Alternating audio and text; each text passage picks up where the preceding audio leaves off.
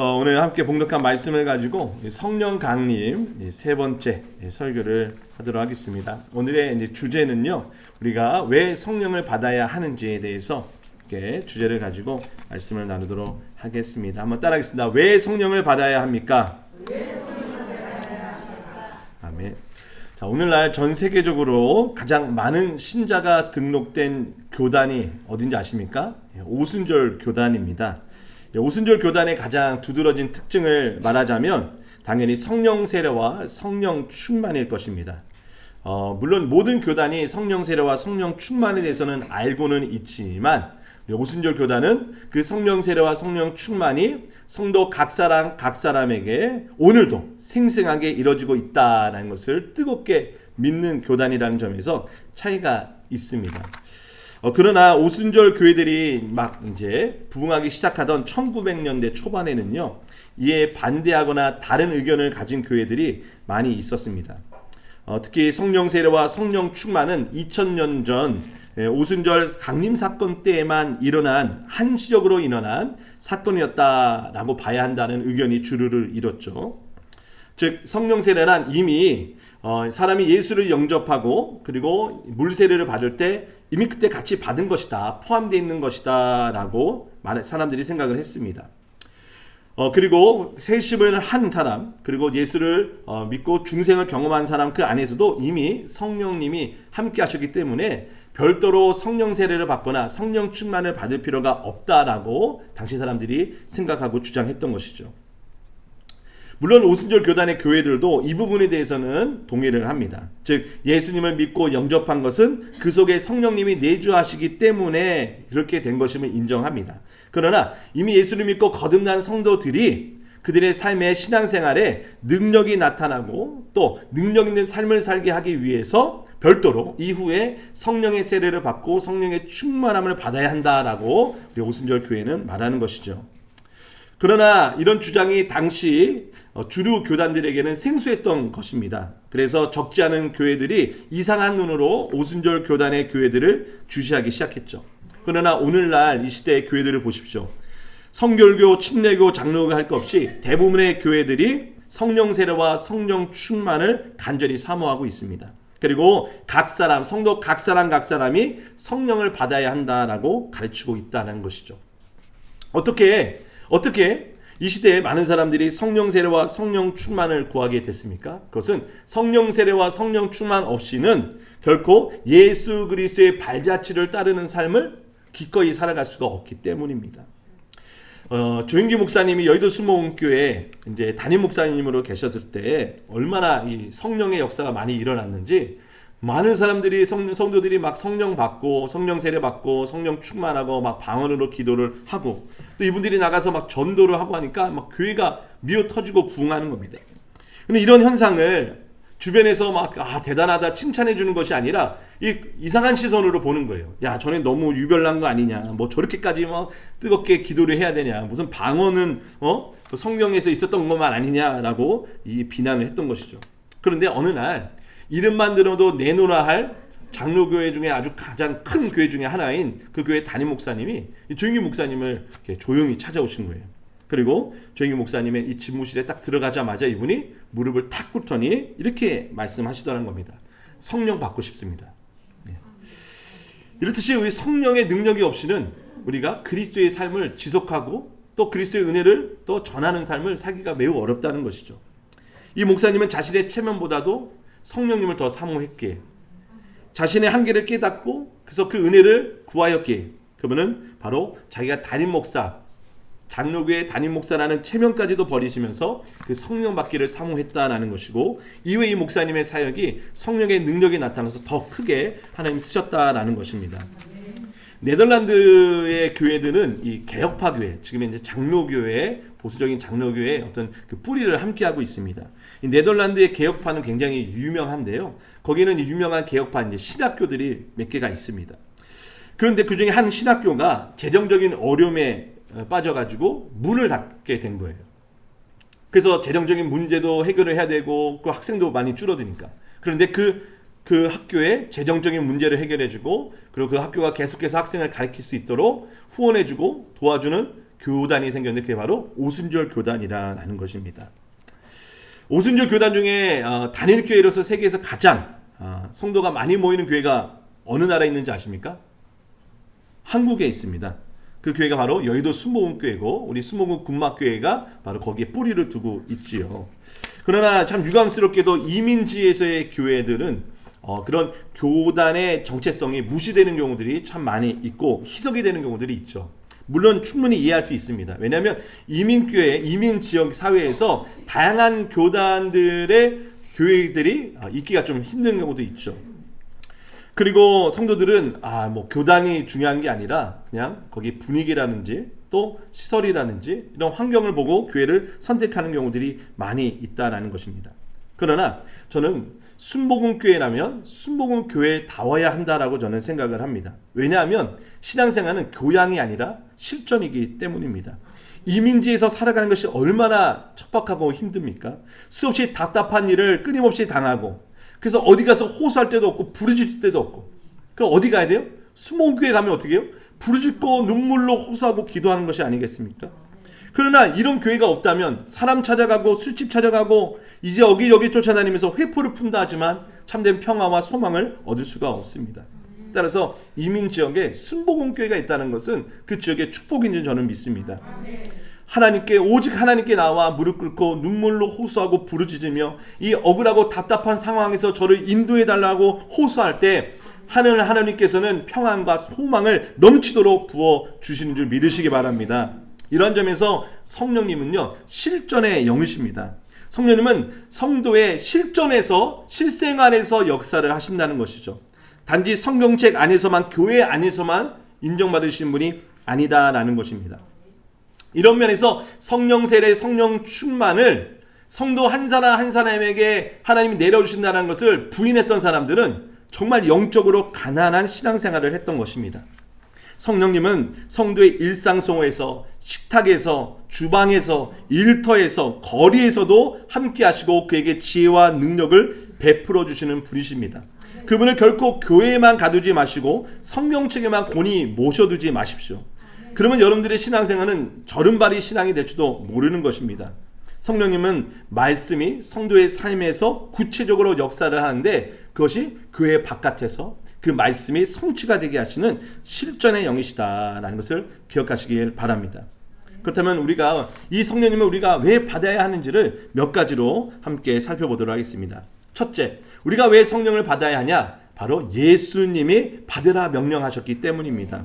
성령을 받으라라고 말씀하신 분은 다름 아닌 예수님이십니다. 예수님은 지나가는 말로 제자들한테 성령 받아라고 얘기하신 것이 아닙니다. 예수님은 수차례 제자들에게 성령에 대해서 강론하셨고 그리고 심지어는 길을 가시다가 바람에 흩날리는 나뭇가지를 보고서도 제자들에게 자, 성령으로 난 사람은 저것과 같아 라고 말씀하실 정도로 예수님은 늘 제자들에게 성령 받으라 라고 말씀을 하셨어요. 심지어는 예수님이 부활하셔서 제자들 가운데 나타나셔서 하셨던 말이 성령 받으라 라는 거였습니다. 마치 엄마가 어린 자녀들한테 야 공부 좀 해라 막 닥달하는 그 잔소리처럼 예수님은 제자들에게 틈만 나면 성령 받아야 돼, 성령을 받으라 라고 말씀하신 것 같습니다. 여러분, 부모가 자녀한테 그렇게 잔소리하는 이유는 뭐예요? 노는 꼴을 못 봐서가 아니라 그 자녀가 잘 되길 원해서 호소하는 겁니다. 부모가 자녀를 너무나 원하고 사랑하기 때문에 간절히 호소하는 마음으로 야 공부 좀 해라, 야 좀 열심히 좀 해라 라고 말하는 거 아니겠습니까? 예수님이 저와 여러분들에게 성령을 받으라 라고 얘기하는 것은 다름 아닌 예수님의 호소, 간절한 바람인 것입니다. 이쯤 되면 여러분은 성령은 받아도 되고 안 받아도 되는 것이다 라고 생각하는 건 잘못했다는 것을 인정하셔야 됩니다. 성령은 성도들의 영혼에 생기를 불어주시는 생기입니다. 하나님의 영이십니다. 창세기 2장에 보면 태초에 하나님이 흙으로 사람의 형상을 딱 지으셨고 거기서 끝낸 게 아니시죠? 어떻게 하셨죠? 코에다가 하나님의 생기를 후 불어 넣으셨다. 그래서야 그것이 생명이 됐다라고 말씀하셨습니다. 수많은 피조물들을 창조하셨지만 오직 사람만이 하나님의 영, 하나님의 루아흐가 그 코에 들어갔고 그리고 생명이 됐다라고 말씀하십니다. 그렇다면 사람은 단순히 물질로 이루어진 존재입니까? 아니죠. 성경이 말한 바 같이 사람은 영혼을 가진 유일한 피조물이라는 겁니다. 그러나 사람은 죄 때문에 그 영혼이 어떻게 해요? 물들었고 부패했고 그리고 결국 그 영이 죽고 말았다는 것입니다. 영이 죽은 사람은 자기가 영적이라는 존재를 망각한 채 오직 육체를 위해, 육체의 즐거움을 위해, 육체의 만족만을 위해 살아가는 거예요. 왜? 영이 죽었기 때문입니다. 하나님이 세상에서 가장 탁월한 피조물로 사람을 창조하셨건만 죄로 인해 영이 죽어 있으니 다른 피조물과 다를 바 없이, 짐승이나 다를 바 없이 단지 육을 위해서만 살아간다는 것이죠. 영이 죽은 사람은 몸은 살아있는 것 같지만 하나님 보시기에 죽은 것과 다름이 없습니다. 사람은 다시 하나님의 생기, 하나님의 루아흐, 하나님의 영을 받아야만 사는 것입니다. 여러분, 제자들은 예수님이 부활하셨다는 소식을 들었음에도 불구하고 여전히 사방의 문과 창문을 다 걸어 잠그고 숨어 있었어요. 그들의 영혼은 여전히 절망과 두려움에 어떻게 갇혀 있었다는 것이죠. 그들은 예수님을 믿었습니다. 심지어 예수님이 죽으셨고 부활했다는 소식까지 들었습니다. 그러나 그들은 세상을 더 두려워하는, 그 영혼이 아직 살아있지 못한 상황이었습니다. 그런 가운데 예수님이 찾아오셨죠. 그리고 예수님이 그들을 향해서 어떻게 하십니까? 요한복음 20장 22절의 말씀을 보면 이 말씀을 하시고 그들을 향하사, 제자들을 향하사 숨을 내쉬며 이르시되 성령을 받으라. 예수님이 성령을 받으라라고 하시는데, 받으라라고 말씀하시기 전에 뭘 하셨다고요? 숨을 내쉬며 말씀하셨다는 거예요. 창세기 2장의 모습이 갑자기 딱 떠오르지 않습니까? 흙덩어리에 불과했던 그 사람의 육에 하나님의 루아우를 불어넣으셨어요. 예수님께서 지금 죽어있는 자와 같은 제자들의 무리에게 숨을 내쉬며 말씀하세요. 뭘 받으라? 하나님의 루아우인 성령을 받으라 라고 말씀하시는 것입니다. 제자라는 고귀한 직분을 가졌음에도 성령을 받기 전에는 두려움과 절망에 갇혀서 벌벌 떨며 살아갔습니다. 성령은요, 그런 두려움과 절망에 빠져있는 영혼을 건져내시고 살리시는 영이십니다. 성령은 태초에 하나님의 그 생기로서, 하나님의 그 루아우로서 죽은 영혼을 살리시는 분이십니다. 그 성령께서 오늘 저와 여러분들에게 찾아오셔서 우리의 영혼을 소생시켜 주시는 줄 믿으시기를 주의 이름으로 간절히 축원합니다. 또한 두 번째로 우리가 성령을 받아야 할 이유는 무엇이냐? 예수님 자신도 성령에 충만하여 사역을 하셨기 때문입니다. 우리에게 성령을 받으라고 말씀하신 예수님도 성령의 충만함으로 그의 공생애를 시작하셨습니다. 사복음서 모두가 그 사건을 기록하고 있는데, 바로 예수님이 세례 요한에게 세례를 받고 올라오시는데 어떤 일이랍니까? 성령이 비둘기같이 예수님 위에 딱 임하는 것입니다. 자, 제가 사복음서 중에서요, 제가 누가복음을 한번 읽어드릴게요. 누가복음 3장 21절에서 22절입니다. 백성이 다 세례를 받을새 예수도 세례를 받으시고 기도하실 때 하늘이 열리며 성령이 비둘기 같은 형체로, 비둘기가 아닙니다. 여러분들이 갑자기 세례 받고 딱 올라왔는데 비둘기 한 마리가 타르르 날라오더니 여러분 위에 지나갔다고 여러분 성령이 임했다 생각하시면 안 됩니다. 비둘기 같이 형체가 임한 거예요. 어떻게 위에서부터 아래로 내려오신다는 거예요. 성령이 임하신다는 건 위에서 아래로 덮은다는 거거든요. 자, 그렇게 형체로 그 위에 강림하시더니 하늘로부터 소리가 나기를 너는 내 사랑하는 아들이라 내가 너를 기뻐하노라 하시느라. 이것은 예수님이 이사야 선지자가 예언했던 그 메시아다라는 것을 알려주는 겁니다. 예수님께서 이제 공생애, 그러니까 본격적인 사역을 그의 나이 약 30세에 시작을 하셨어요. 30세에. 그때 회당에 가셔서 그 순번대로 말씀을 이제 낭독하실 차례가 됐는데, 그때 그분이 펴셔서 보신 것이 뭐예요? 이사야서 말씀이었어요. 누가복음 4장 18절에 주의 성령이 내게 임하셨으니, 메시아, 오실 메시아가 어떤 분이시냐? 주의 성령이 내게 임하셨으니 이는 가난한 자에게 복음을 전하게 하시고 내게 기름을 부으시고 나를 보내사 또 포로된 자에게 자유를, 눈먼 자에게 다시 보게 함을 전파하며 눌린 자를 자유롭게 하고. 그럼 오실 메시아가 성령이 임하신 다음에 그런 일이 있다는 거예요. 예수님이 이 말씀을 딱 읽으시고 덮으신 다음에 거기에 앉아있는 사람들이 이렇게 주목하여 보셨어요. 그리고 다음같이 말씀하십니다. 이 글이 오늘 너의 귀에 응하였느니라. 뭐요? 이 여기 예언되었던 메시아 성령이 임하셔서 그 성령의 능력으로 하나님의 일을 하는 그가 바로 여기 왔다라고 말씀하시는 겁니다. 이처럼 예수님의 사역은요 성령의 임하심으로 시작되었습니다. 그렇다면 우리들도 주님의 일을 하고 주의 나라를 위해 살아간다면 성령의 도움 없이 해서는 안 되는 것입니다.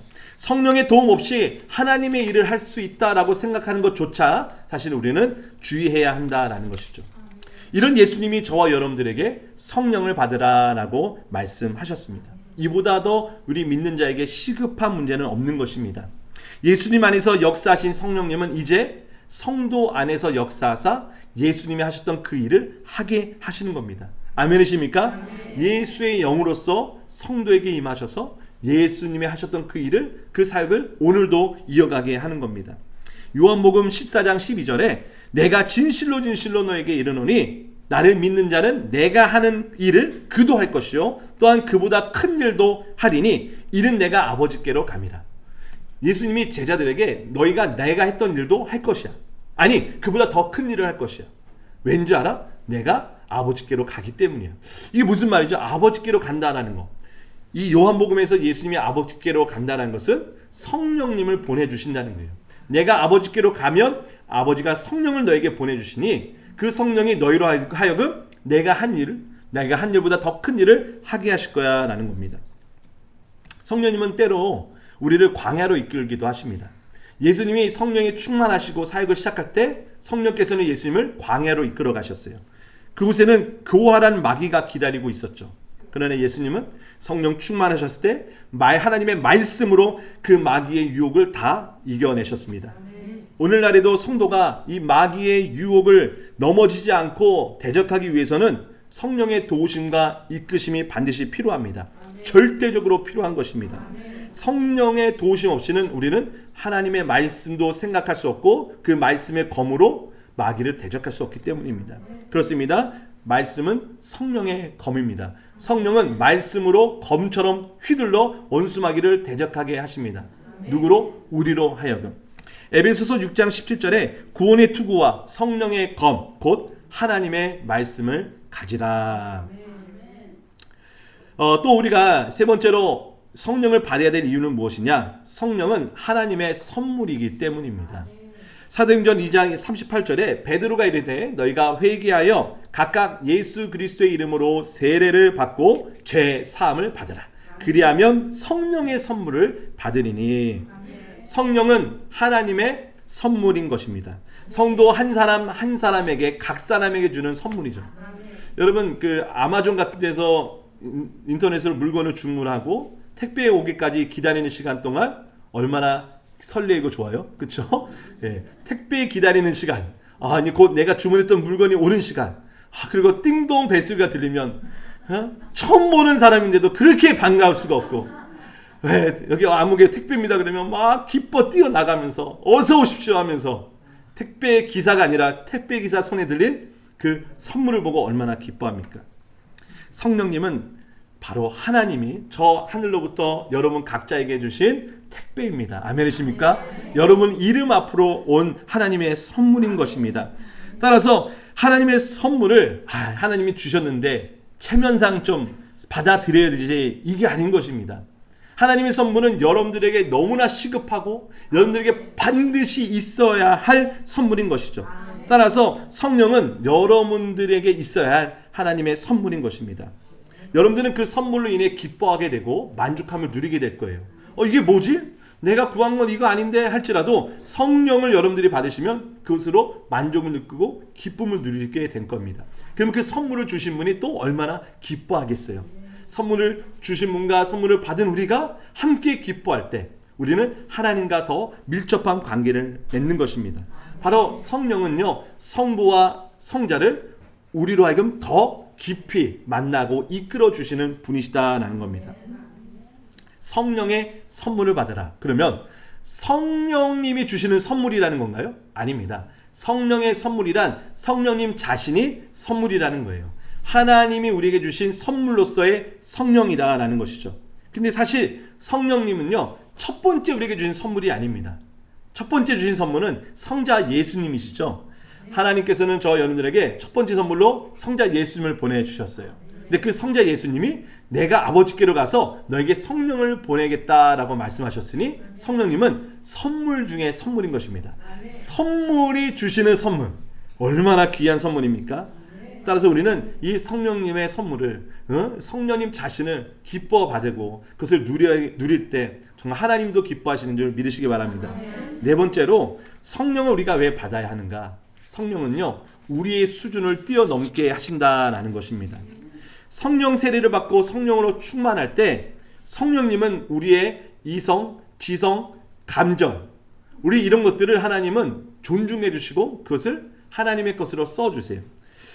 간혹 이렇게 오해하는 분들이 있어요. 기독교 신앙을 아직 잘 몰라서 성령이 임한다, 성령이 충만한다, 그래서 방언도 하고 예언도 하니까 그에게 무슨 어떤 신접하는 현상이 일어난다라고 생각하는 분들이 있어요. 마치 무당이 신접하는 것처럼 생각한다는 거죠.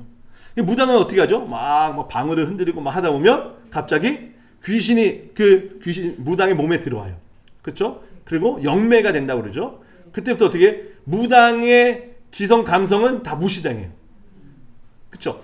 그 무당의 인격은 이제 필요 없어요. 그때 이제 귀신이 그 무당의 입을 통해 몸을 통해서 자기 할 일을 막 하고 자기 할 말을 하는 거죠. 그러다가 귀신이 나가면 다시 무당의 자기 제 인격으로 돌아오는 거죠.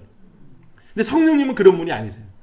성령님은 여러분들의 인격을 너무나 존중해 주시고 여러분의 상처를 싸매 주시고 여러분들을 회복시켜 주시는 분이시지, 여러분들을 막 억지로 뭐 붙잡아서 11조 안 내면 봉사 안 하면 너네도 혼나 해서 두렵게 하시는 분이 아니라는 거예요. 제가 예전에 어떤 뭐 예언하시는 분이라고 해서 제가 사역했던 교회에 막 오셨어요. 근데 그분은 대단하시더라고요.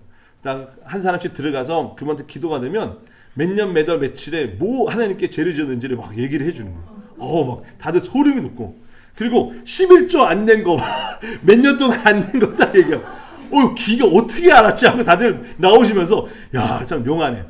근데 여러분, 성령님은 그런 분이 아니세요.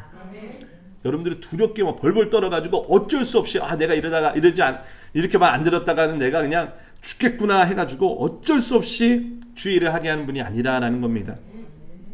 성령님은 여러분들의 지성과 감성과 의지, 그것이 비록 죄로 물들고 죄로 타락했다 할지라도 주님께서는 그것을 어떻게 해요? 주의 보혈로 씻으시고 그리고 성령의 능력으로 그걸 감동 변화시켜 주신다는 거예요. 어떻게? 예수 그리스도를 닮도록. 그게 바로 성화라는 것입니다. 성령님은 우리 안에 오셔서 우리를 그리스도를 닮도록 우리를 이끌어 주시고 가르쳐 주시고 인도하시는 분입니다.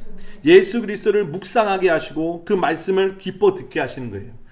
여러분들 오셔서 교회 오셔서 막 말씀을 막 듣고 싶고 말씀에 막 아멘 아멘 하시는 것은 성령님이 여러분들 알고 그 말씀의 맛을 알게 하신 겁니다.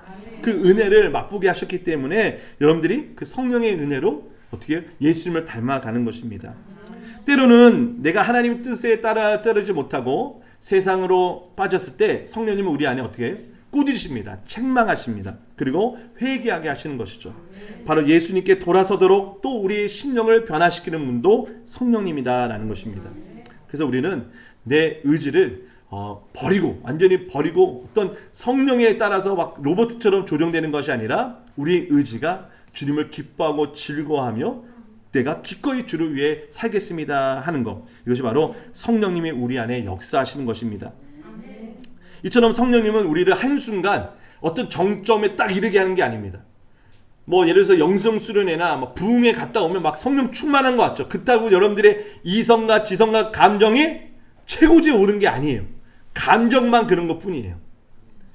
성령께서는 우리로 하여금 한 단계 한 단계 좀 멀지만 우리들 안에 있는 영적인 갈등도 싸우게 하시고 나의 어떤 영적인 잘못된 부분을 고쳐주시면서 조금씩 그리스도의 장성한 분량에 이르게 하신다라는 것입니다. 이처럼 성령님은요, 저와 여러분들 안에 내주하면서 우리들의 심령을 하나님의 것으로 어떻게 해요? 자라나게 하여 주시는 겁니다. 우리들의 수준을 뛰어넘게 하신다라는 것이죠. 제가 토요일마다 우리 청년들하고 C.S. 루이스의 스크루테이프의 편지, 아쿠마노 테카밍 라는 악마의 편지라는 책을 가지고 저희 독서 모임 기도회를 하고 있어요. 그러면 책 제목이 뭐 악마의 편지라고 해서 좀 의아한 분도 있겠지만 이건 C.S. 루이스라는 아주 아주 독실한 크리스천 작가가 쓴 재미있는 소설입니다. 여기 보면 악마가 어떻게 하면 저 사람을 예수 못 믿게 하고 부인하게 하고 지옥에 가게 하는지 그들의 계략을 재미있게 쓴 거예요. 그러니까 악마의 입장에서 한번 생각해 보자라는 거죠. 자, 근데 그 중에 한 대목을 제가 읽어드릴게요. 너도 알다시피 라고 얘기하는 거는 지금 이 스크루테이프라는 고참 악마가 자기 조카이자 신찬 악마인 워무드에게 얘기하는 거예요. 너도 알다시피 그는, 여기서 교회를 이제 막 나가기 시작한 사람이 있어요. 그는 지금 자기 수준에서 영적인 그리스도인의 모습을 그리고 있다. 자기 수준에서 지금 영적인 것까지 생각하고 있다는 겁니다. 그런데 그가 생각하는 영적인 모습이라는 게 알고 보면 그림에서나 볼 수 있는 것들이거든. 치렁치렁한 로마식 겉옷과 샌들. 여러분 구약이나 신약을 보면 막 로마인들이 나오고 막 그러잖아요. 그러니까 거기서 머릿속으로 로마인들의 샌들 막 치렁치렁한 것들을 생각하면서 그게 영적이다라고 이는 생각했다는 거죠. 갑옷, 맨살이 드러난 종아리 따위가 마음을 가득 채우고 있는 판이니 현실의 교인들이 현대식 옷을 입고 있다는 사실 자체가 거북살스러울 수밖에. 성경이 나와 있는 것과 지금의 현실의 차이를 그렇게 그림으로만 판단한다는 거예요. 물론 이런 것들은 다 무의식 속에 들어있는 생각이야. 너가 할 일은, 그러니까 너가 그 사람을 넘어뜨리려면 이런 생각이 절대 의식의 표면으로 떠오르지 못하게 막는 것이다 라는 거예요. 자, 악마가 노린다는 게 뭐예요 지금? 언제까지나 자기 수준에만 머물러 있게 한다는 거예요. 교회에 나오지만 여전히 세상에서의 그 수준을 넘어서지 못하게 하는 거죠. 그래서 교회 와서 이런 생각을 하게 하는 거예요. 어떻게 저런 사람도 교회를 다닐 수 있지? 저 사람은 왜 머리 모양이 저래? 저 사람은 왜 목소리가 저래? 저 사람은 왜 태도가 저래? 교회 안에서 자기 수준을 벗어나지 못하고 그 안에 계속 갇혀있게 하는 것. 이것이 악마가 바라는 일이다라는 것입니다. 심지어는 영적인 부분까지도 자기 수준에서 생각하려 한다는 것이죠. 그러나 성령님은 이 수준 안에 머무는 것을 기뻐하지 않습니다. 성령님은 저 여러분들 안에 내주하셔서 우리들의 생각, 우리들의 지성, 우리들의 감정을 어떻게 우리 수준 위로 끌어올리신다라는 것이죠. 그래서 우리를 그리스도의 장성한 분량에 이르도록 예수님의 시선으로 우리를 이끌어 준다는 겁니다. 우리들의 낮은 차원의 수준, 즉 물질이 전부라고 생각하는 그런 낮은 수준의 삶을 이제는 어떻게 해요? 저 위의 것을 바라보고 위의 것을 구하게 하시고 위의 것을 누리게 하시는 차원으로 우리를 끌어올려 주신다는 것입니다. 만약에 여러분들이 신앙생활을 하면서 사람들 때문에, 환경 때문에 시야가 가로막히고 여러분들의 사고와 생각이 마비가 된다면, 물질로 인하여 너무 시들고 사람 때문에 너무나 힘들어한다면 그때 우리는 성령님께 지혜를 구해야 합니다. 성령께서 우리의 눈을 열어주셔서 이런 일들을, 이런 괴로움을, 이런 문제를 나의 눈이 아닌, 육체의 눈이 아닌 그리스도의 눈으로 보게 하옵소서라고 우리는 구해야 될 줄 믿습니다. 여러분, 성령께서는 우리들의 시선을 그리스도의 눈을 갖게 하십니다.